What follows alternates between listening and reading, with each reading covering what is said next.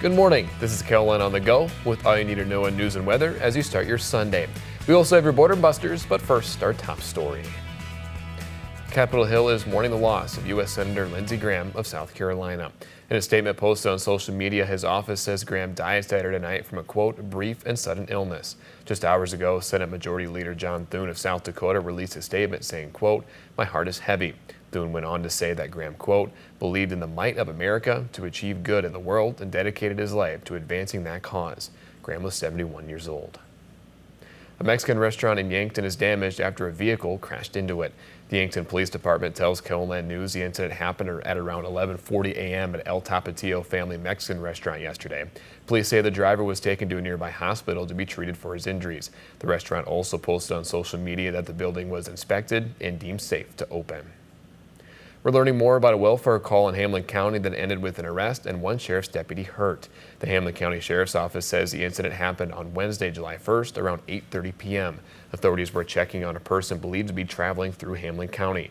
A deputy later found the person less than a mile east of Lake Poncet that night. Investigators say when they attempted to take the person into custody, the suspect allegedly assaulted the sheriff's deputy with a, quote, cutting instrument. The deputy was taken to the hospital.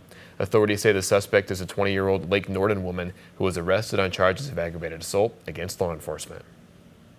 Let's take a look at our forecast now with meteorologist Adam Rutz, and we got a hot day ahead of us, Adam. We have a hot day and a hot week as well. Get used to hearing 90s or better for high temperatures for a while. And even overnight into the morning hours, we don't see much in the way of relief as we only fall into the 70s in many locations. Case in point, there's a view from our camera at Falls Park. A beautiful start to the day, but it's already 75 degrees, south wind at 7 miles per hour. Aberdeen at 73 with a south wind at 14 miles per hour. It's going to get even hotter up there in Brown County. For Pierre, we are also in the mid 70s, 74. There's the capital there in the distance.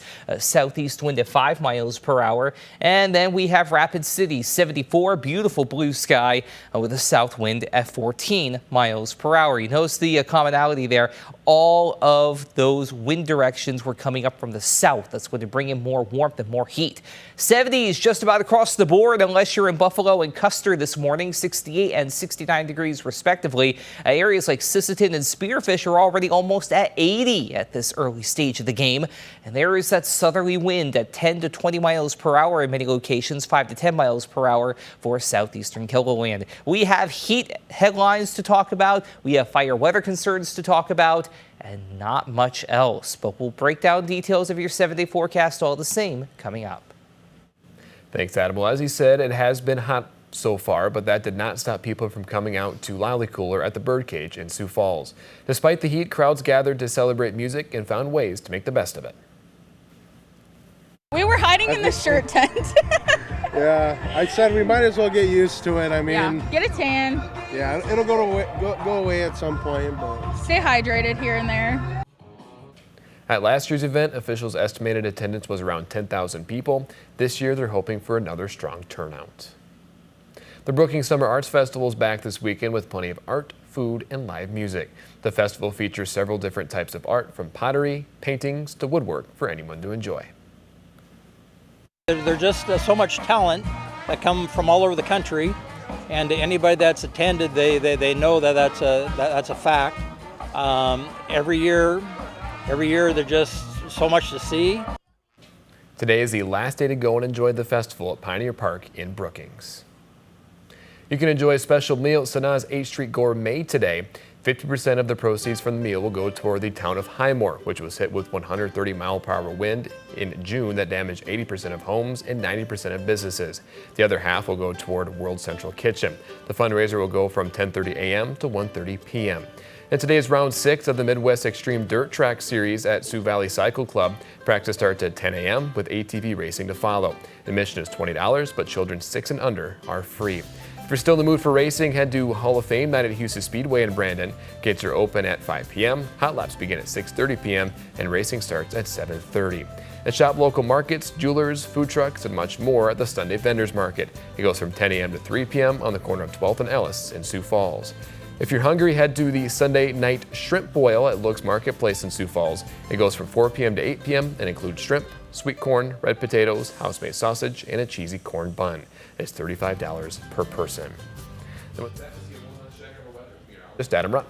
Yeah, it's going to be a very hot day to be outside. If you want to try and you'll find something to do today, I don't blame you, but you will want to plan accordingly because it is going to be at times dangerously hot. Heat advisories in orange, extreme heat warning in pink up in the Mobridge area. That is through Tuesday evening, as this is going to be a long stretch of heat and humidity that we're going to be dealing with for a while. So do what you can to stay cool, stay hydrated, and if you must do something outside, maybe try to put it off until the morning or the late evening where it isn't going to be as hot. On top of that, we also have fire weather warnings in pink out in western South Dakota through the evening. Please be mindful of any outdoor heat sources. It's going to be hot, dry, and windy. And I mentioned it's going to be dry because we have no moisture locally, let alone regionally, considering we have a large ridge of high pressure in place, keeping any moisture hundreds of miles away, either up in central Canada or in the northern portion of Idaho and northwestern Montana.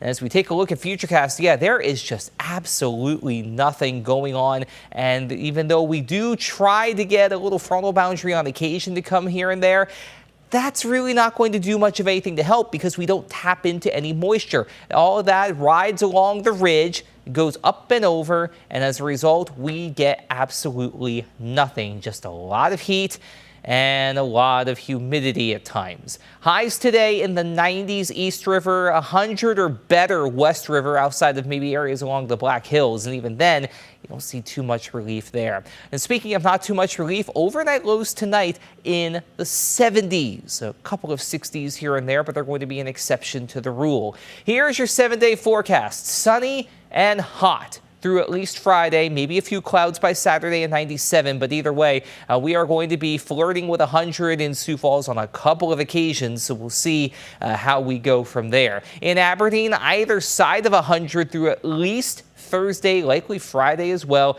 Just like Sioux Falls, it is going to be bone dry for a while. Pierre, just like everybody else, dry and hot, but even hotter, though, considering 6 straight days at or above 100. And even by next Saturday, 99, that's a little solace, considering that's still too close for comfort to get to 100 again. And we'll also see that out in Rapid City, a century mark or higher Sunday through at least Thursday, and we'll be close enough to count Friday and Saturday with 99. All the while, we just continue to wait for moisture, let alone any kind of relief from the heat. Stay cool, stay hydrated, and try to have a great day, everybody. For more on your local news, weather, and sports, you can always head on over to KELOLAND.com.